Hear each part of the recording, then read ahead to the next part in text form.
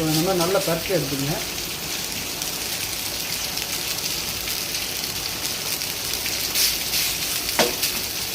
பாருங்க சாதம் பாருங்க அப்படியே ட்ரையாக இருக்கு.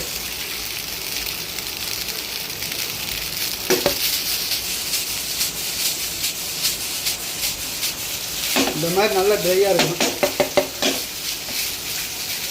ஸோ சாதம் வந்து எவ்வளோ நேரம் குக் பண்ணணும் அப்படின்றத நான் உங்களுக்கு ஒரு வீடியோவில் தனியாக சொல்கிறேன்.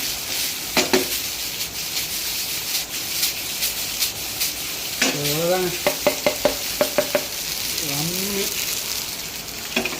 ஸோ அவ்வளோதான். ரொம்ப சிம்பிளான ரெசிபி, மறக்காமல் ட்ரை பண்ணி பாருங்கள்.